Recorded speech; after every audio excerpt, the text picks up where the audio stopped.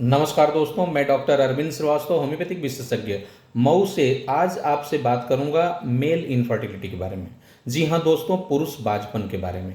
यानी पुरुष बांझपन क्या होता है, मेल इनफर्टिलिटी क्या होती है और इसकी प्रमुख वजहें क्या हैं, किन वजहों से मेल इनफर्टिलिटी होती है, कैसे डायग्नोसिस करें और इसका इलाज कैसे करें। दोस्तों, बहुत से ऐसे कपल्स हैं जो काफ़ी दिनों से, यहाँ तक कि वर्षों से लगे हुए हैं कि प्रेगनेंसी ठहरे, प्रेगनेंसी प्लान कर रहे हैं। अगर आप प्रेगनेंसी प्लान कर रहे हैं तो वो ऐसे कौन कौन से कंडीशंस हैं जब आपको चिकित्सक से परामर्श करना चाहिए। पहला मैं आपको बताना चाहूँगा कि अगर आपका एज 35 साल से कम है और आपके पार्टनर का एज 30 साल से कम है तो आपको शादी के बाद 1 साल तक पूरी तरह से साथ में रह करके और प्रयास करना चाहिए। अगर 1 साल के प्रयास के बाद भी अगर प्रेगनेंसी नहीं ठहरता तो फिर आपको चिकित्सक से संपर्क करना चाहिए। लेकिन अगर आपका एज 35 साल से ऊपर है और आपके पार्टनर का एज 30 साल या 35 साल के इर्द गिर्द या उसके ऊपर है तो फिर आपको 1 साल का इंतज़ार करना ही नहीं चाहिए और आपको 3 महीने से 6 महीने तक इंतज़ार करना चाहिए, कोशिश करना चाहिए। और अगर पॉजिटिव नहीं हुआ तो फिर आपको चिकित्सक से संपर्क करना चाहिए। पहला कंडीशन। दूसरा कंडीशन ये है कि अगर आप फिजिकली अगर अपने को कमज़ोर पाते हैं या एक्टिव पार्टिसिपेशन नहीं कर पाते हैं या पूरी तरह से सेक्सुअल इंटरकोर्स ठीक से नहीं कर पाते हैं तो भी आपको चिकित्सक से संपर्क करना चाहिए। जैसे बहुत से ऐसे पेशेंट आते हैं, कहते हैं साहब तनाव ही नहीं होता, लिंग में तनाव नहीं होता। दूसरा, अगर लिंग में तनाव होता है तो पहले तो शुरू में ठीक से होता है लेकिन क्षणिक होता है, कुछ ही देर में फिर ढीला पड़ जाता है। तीसरा, बहुत से ऐसे लोग हैं तनाव भी होता है, कुछ देर टिकता भी है लेकिन इसके बावजूद भी इजेकुलेशन पहले ही हो जाता है, क्लाइमेक्स तक नहीं पहुंच पाता। तो प्री मैच्योर एजुकेशन इसको बोलते हैं या हम लोग इसको इम्पोटेंसी, इन सारी चीज़ों को मिला के इम्पोटेंसी बोलते हैं। तो इम्पोटेंसी की कई वजहें हो सकती हैं जिसमें से मैंने आपको चर्चा किया। तो अगर आपको लगता है कि आप इम्पोटेंसी के शिकार हैं या आप फिजिकली कहीं ना कहीं वीक पड़ रहे हैं और जो सेक्सुअल एक्टिव लाइफ होना चाहिए, जो एक्टिव पार्टिसिपेशन होना चाहिए आपका, अगर वो नहीं हो पा रहा है तो भी आपको चिकित्सक से संपर्क करना चाहिए। तीसरा जो कंडीशन है वो ये है कि अगर कोई अदर मेडिकल कंडीशन है, जैसे आपको वेरिकोसिल, जो बहुत कॉमनेस्ट काज है मेल इनफर्टिलिटी का, अगर आपकी नसें मोटी हुई हैं या इस तरह की कंडीशन है तो भी आप मेल इनफर्टिलिटी के शिकार हो सकते हैं। या अगर आपको कभी बचपन से लेकर के अब तक कभी चोट लग गई, कहीं कोई गांठ बन गया है या कभी आपको टीबी की शिकायत हो गई या आप डायबिटिक पेशेंट हैं, दवा लेते हैं, हाइपरटेंशन के मरीज हैं, दवा लेते हैं, या अदर कोई ऐसी बीमारी है जिसकी दवा लेनी पड़ती है, तो इन वजहों से भी आपको मेल इनफर्टिलिटी हो सकती है और ऐसे में भी आपको चिकित्सक से संपर्क करना चाहिए। तीसरा, अगर आपको बहुत ओबेसिटी है, बहुत ज़्यादा वजन है, तो भी आपको, ओबेसिटी भी एक बहुत बड़ा कारण हो सकता है मेल इनफर्टिलिटी का, और आपको चिकित्सक से संपर्क करना चाहिए। अगर चौथा, अगर आप कोई ना कोई इस तरह की चीज़ लेने के आदी हैं, जैसे कोई, अगर आप नशा का सेवन कर रहे हैं, अगर आप एल्कोहल का सेवन कर रहे हैं, सिगरेट का पी रहे हैं, या कोई भी इस तरह की चीज़ जैसे टोबैको च्यूइंग है, किसी भी तरह का अगर कोई नशा, अगर आप नशा के शिकार हैं या नशा कर रहे हैं तो वो भी आपके स्पर्म को मार देता है काफ़ी हद तक और आपको इनफर्टाइल कर सकता है, मेल इनफर्टिलिटी के शिकार हो सकते हैं। और ऐसे में आपको चिकित्सक से सलाह लेना चाहिए। जो पांचवी कंडीशन है वो ये है कि अगर आप पूरी तरह से ठीक महसूस करते हैं अपने को, लेकिन आपके पार्टनर में अगर किसी तरह की कोई कमी नज़र आती है और ऐसा लगता है कि आपके पार्टनर फिजिकली, मेंटली, सोशली हर तरह से स्वस्थ नहीं है, या उनको मेंसेज में कोई इस तरह की दिक्कत रहती है, टाइम से आता नहीं है, कुछ इस तरह की अगर आपको कंडीशन लग रही है तो आपको उनको भी साथ में लेकर के और डॉक्टर से संपर्क करना चाहिए। तो ये एक ऐसे 5 कंडीशंस हैं जब आपको चिकित्सक से संपर्क करना चाहिए अगर प्रेगनेंसी प्लान कर रहे हैं और प्रेगनेंसी में कामयाबी नहीं मिल रही है तो। दोस्तों, मैं ये बताना चाहूँगा कि मेल इनफर्टिलिटी की जो प्रमुख वजह है वो क्या क्या है।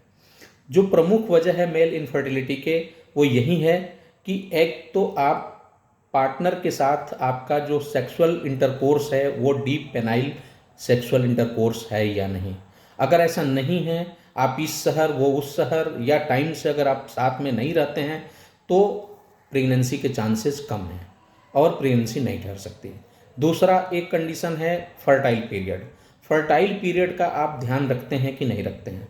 फर्टाइल पीरियड मैं आपको संक्षेप में यहाँ बताना चाहूँगा, फिर अगले वीडियो में डिटेल बताऊँगा कि फर्टाइल पीरियड ये होता है कि जैसे पिछली बार मेंसेज अगर पार्टनर को 1 तारीख को आया सपोज करिए, और अगला मेंसेज अगर 28 तारीख को आया, तो जो पिछला मेंसेज आया जिस दिन शुरू हुआ वो फर्स्ट डे काउंट करेंगे, और फिर अगला मेंसेज जिस दिन शुरू होगा वो फर्स्ट डे काउंट करेंगे। और इस ड्यूरेशन को जोड़ लीजिए, अगर ये 28 दिन है, किसी को 30 दिन है, किसी को 32 दिन है, तो उसी हिसाब से हम फर्टाइल पीरियड इसको देखते हैं।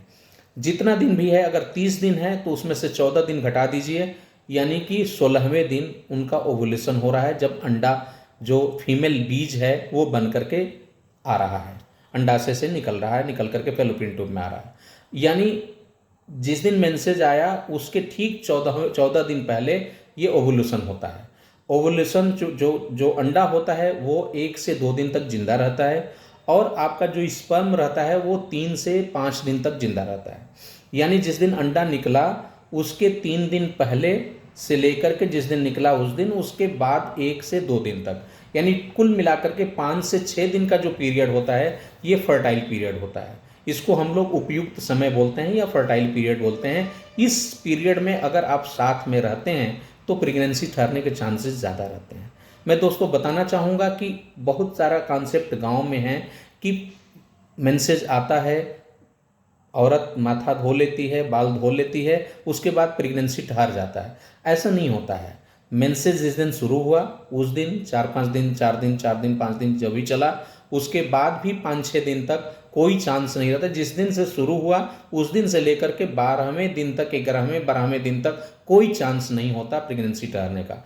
12वें से 13वें दिन से लेकर के 18वें 19वें दिन तक का जो पीरियड होता है, लगभग 1 हफ्ते का, 6 से 7 दिन का जो पीरियड होता है, यही सबसे उपयुक्त पीरियड होता है। और इस उपयुक्त पीरियड को आपको प्लान करना चाहिए और ज़्यादा से ज़्यादा साथ में रहना चाहिए, तो प्रेगनेंसी ठहर सकता है। इसे हम लोग फर्टाइल पीरियड बोलते हैं या उपयुक्त समय बोलते हैं जब प्रेगनेंसी ठहर सकती है। तीसरा जो कारण होता है वो ये है कि अगर कोई मेडिकल कंडीशन है वो भी कारण हो सकता है और उसे भी हमें ठीक कराना चाहिए।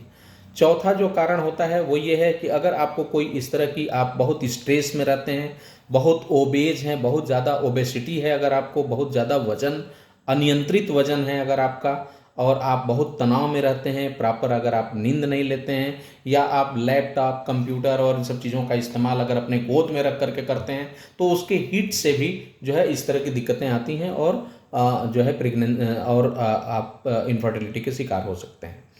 चौथी चीज़ जो है, अगर आपका जो स्पर्म की क्वालिटी है अगर वो सही नहीं है, और स्पर्म की क्वालिटी में, क्वांटिटी में और मोटेलिटी या उसकी मॉर्फोलॉजी अगर गड़बड़ है, तो भी आप इनफर्टिलिटी के शिकार हो सकते हैं। और ये प्रमुख वजहों में है। ऐसा माना जाता है कि जो स्पर्म की क्वांटिटी 15 मिलियन से ऊपर होनी चाहिए। अगर 15 मिलियन से नीचे है तो प्रेगनेंसी ठहरने का चांसेस बिल्कुल ना के बराबर है। और इसको हम लोग मेडिकल कंडीशन में, मेडिकल टर्म में इसको बोलते हैं ऑलिगोजूस्पर्मिया। 15 मिलियन से अगर ऊपर है तो जितना ऊपर होता जाएगा उतने ही प्रेगनेंसी ठहरने के चांसेस बढ़ते जाते हैं। 30 मिलियन, 40 मिलियन, 60 मिलियन, 70 मिलियन, तो उतनी उसी रफ्तार में प्रेगनेंसी ठहरने के चांसेस बढ़ते हैं।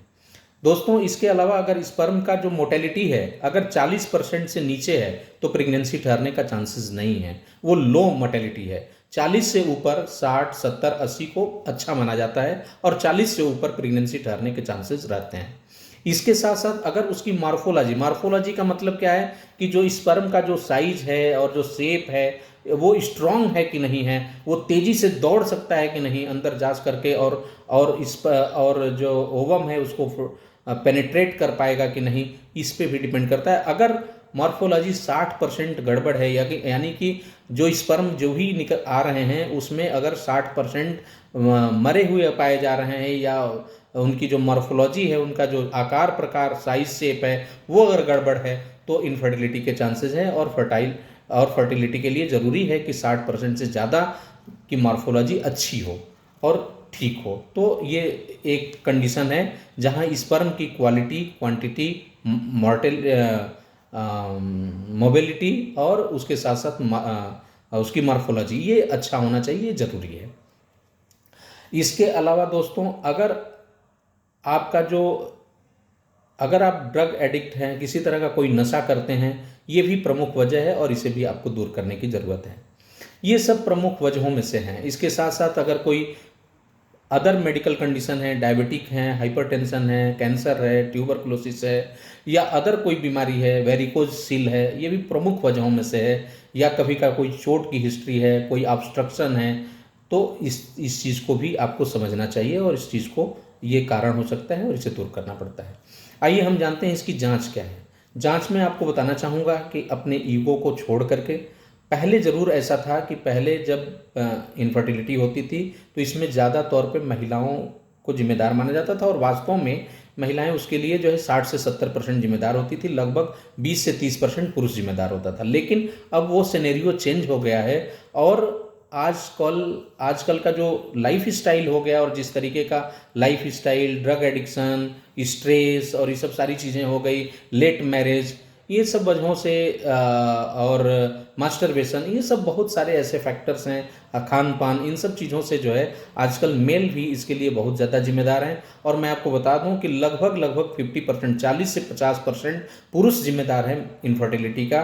और इसलिए अपनी झिझक दूर करनी चाहिए और बहुत ही आसान है मेल इनफर्टिलिटी को जांचना। और उसके लिए वीर्य की जांच करानी है, 200 से 500 रुपये का खर्च है और आपको जांच अपनी करानी चाहिए। मैं एक चीज़ और बताना चाहूँगा कि आपको इसके लिए कोई प्रॉपर और अच्छा लैब देखना चाहिए, वहाँ पे आपको जांच करानी चाहिए और कोशिश ये करनी चाहिए कि दूर से इसको न ले जाना पड़े, बल्कि उसी लैब में ही सही तरीके से आप उसको चीज़ों को दीजिए, स्पर्म को दीजिए, वीर्य को दीजिए अपने, और ठीक तरीके से जांच हो सके ताकि रिपोर्ट सही रहे, आप भी मिसगाइड ना हो, आपको भी फ़ायदा जल्दी से जल्दी हो और आपका डॉक्टर भी मिसगाइड ना हो। तो इसके लिए ज़रूरी है कि आप अच्छे से लैब में अपने वीर्य की जल्दी से जल्दी जाँच कराएँ। दोस्तों, अब सवाल उठता है कि इलाज क्या है।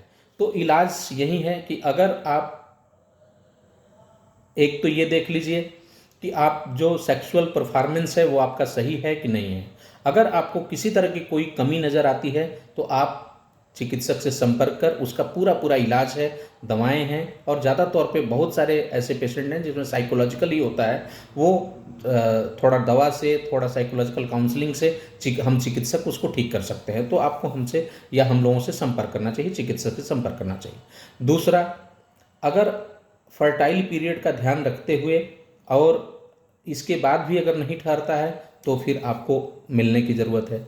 तीसरा कंडीशन ये है कि अदर कोई मेडिकल कंडीशन अगर है, वेरिकोसील की शिकायत है, कोई ऑब्स्ट्रक्शन है, कोई गांठ है, आर्काइटिस है, मम्स आपको हुआ था उसकी वजह से आपको आर्काइटिस है, या कुछ इस तरह की ट्यूबरकुलोसिस है, डायबिटिक हैं आप, तो आपको संपर्क करना चाहिए, उसका भी इलाज कराना चाहिए, प्रॉपर तरीके से मैनेज करना चाहिए, वो ठीक हो सकता है।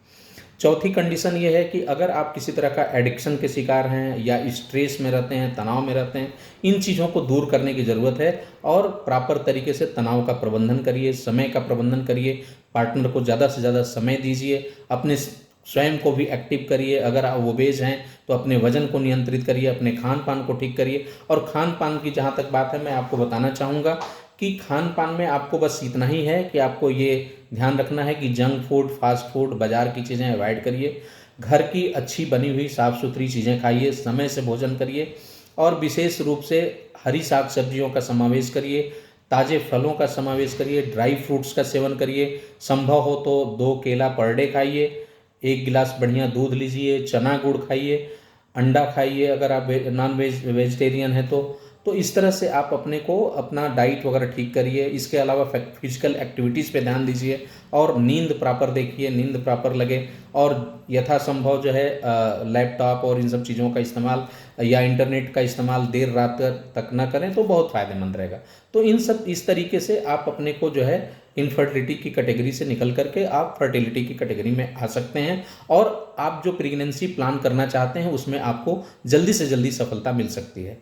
दोस्तों रही बात होम्योपैथिक दवा की, जहाँ तक मैं आपको बताना चाहूँगा कि इससे पहले कि आप कोई आईवीएफ सेंटर या तमाम लंबे लंबे, आजकल आप देखते होंगे इश्तिहार, बहुत लंबे लंबे इश्तिहार आते हैं और 5 लाख 8 लाख 10 लाख रुपए आपके लगते हैं, और चांसेस कितने हैं ये तो नहीं बता सकते, लेकिन मैं इतना ही कहूँगा कि बजाय आपको इस तरह के सेंटर में जाने के पहले आपको होम्योपैथिक डॉक्टर से संपर्क करना चाहिए। और होम्योपैथी में भी बहुत ही अच्छी अच्छी दवाएं हैं जिससे मेल इनफर्टिलिटी या फीमेल इनफर्टिलिटी को पूरी तरह से ठीक किया जा सकता है, और बहुत ही अच्छी सफलता है, बहुत कम खर्च में इसे ठीक किया जा सकता है दोस्तों। हाँ, ये ज़रूर है कि कुछ ऐसे कंडीशंस हैं जहाँ पे आपको माइनर ऑपरेशन की आवश्यकता पड़ सकती है, या कोई इस तरह की कंडीशन आती है जहाँ पे आईवीएफ लेना ही लेना पड़ेगा। तो ऐसे कंडीशंस में हम होम्योपैथिक चिकित्सक भी आपको ये बताते हैं कि हाँ, ऐसी परिस्थितियों में आप अपना समय न गंवाइए और बल्कि आप इस तरह के सेंटर्स में जाइए। लेकिन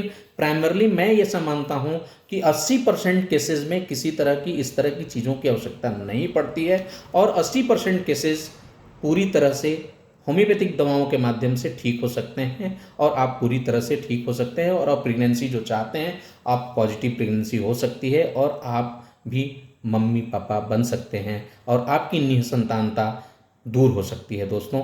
मैं अगले वीडियो में फिर कोशिश करूंगा कि फीमेल इनफर्टिलिटी पर मैं बातें करूं।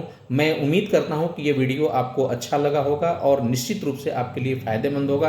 और अगर आपको सही लगा, अच्छा लगा, फ़ायदेमंद है, तो आप इसे लाइक करें, कुछ अपने कमेंट्स लिखें, और साथ ही सब्सक्राइब करना ना भूलें दोस्तों। बहुत बहुत धन्यवाद। नमस्कार।